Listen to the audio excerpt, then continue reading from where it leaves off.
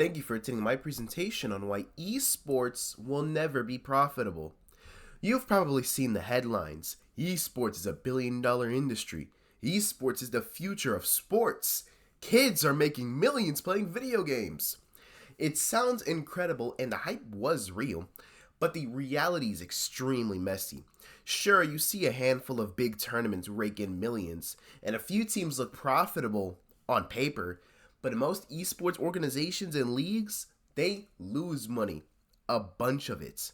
The numbers that actually matter, the everyday teams, the recurring leagues, paint a very different picture on what's going on behind the scenes. Esports looks massive from the outside, but it's a high risk, high churn business with very few sustainable winners. Part of the problem is the audience. Esports audience viewers skew young, often under 30, and they watch on Twitch or YouTube. These platforms aren't built for monetizing live events the way TV networks are, especially with the advent of stuff like ad blockers and Twitch subs. Compare that to the NFL, which recently signed a $110 billion media rights deal. Every game, even the Titans versus the Browns on 1 p.m. Sunday, is a guaranteed cash cow because TV contracts reach millions of households willing to pay. Not only that, they have guaranteed revenue from said media rights deals. Esports, no such deal exists. And while platforms like Twitch are huge, their revenue structure favors streamers, not teams or leagues. You can have 100,000 viewers on a tournament stream, and that's barely enough to cover production costs. And then there's the sheer saturation of games. I mean, let's be real now. Dota 2, Valorant, Counter-Strike, Fortnite, PUBG. Did I already say League of Legends? MLBB. There are hundreds of games with competitive scenes and countless organizations chasing the next big title. Just look at Team Falcons. Fans are divided. One person might follow some League of Legends and some Dota 2 because they like MOBAs. Well, let's say that the other person here hates MOBAs. They only follow Counter-Strike and Valorant. That's about it.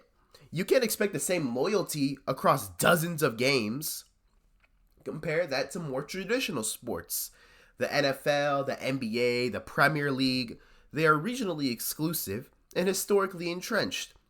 Every fan knows what team they're a fan of, every game matters, and the market isn't split into dozens of competing leagues. Well, you might say that, the sport of soccer or football is split into many leagues. Yes, but consider that football has billions upon billions of people playing the sport. So they do just have the sheer audience to sustain it. You know, Bundesliga, La Liga, etc., etc., etc. In esports, teams rise and fall quickly.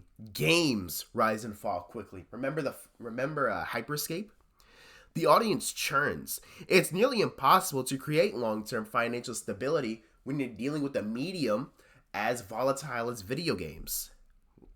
So obviously, merchandise should be easy revenue stream. Wrong. Esports jerseys are boring. They don't have the cultural cash of a Yankees cap or a Michael Jordan jersey.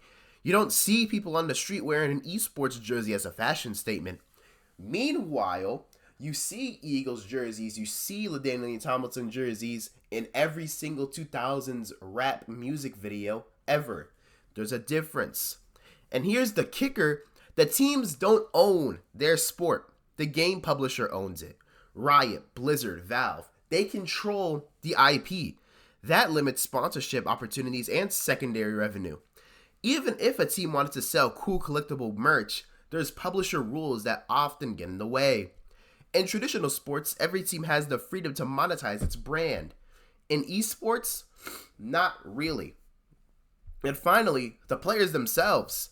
Top esports pros often switch teams frequently. Careers are ridiculously short. Pretty sure the average esports player only plays for around 2 or 3 years? And even then, they're still ridiculously young. I mean, I've seen esports players call another esports player old because he's 29? Compare that to the NFL or NBA. where players stay with teams longer, creating deep connections with fan bases if you're a star, of course. In esports, the top talent often streams on Twitch because it plays better and is more stable. Pays better, that's my apologies. Let's think of Shroud. Shroud, he didn't want to deal with all the bullshit that is part of being an esports star, so he just went on Twitch. XQC, Overwatch Pro, went on Twitch, etc., etc. It keeps happening because that scale can translate to streaming. Competitive play becomes secondary. High turnover, short careers, and divided attention does not help profitability at all.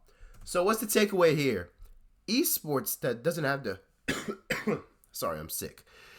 Esports doesn't have the structural advantages that make traditional sports profitable.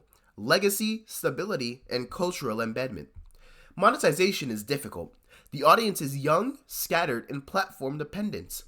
Oversaturation and churn prevent consistency. Yes, esports generates huge headlines. It can make a lot of money in short bursts, but the business model is inherently flawed, and most teams and leagues are running on fumes. Until something changes,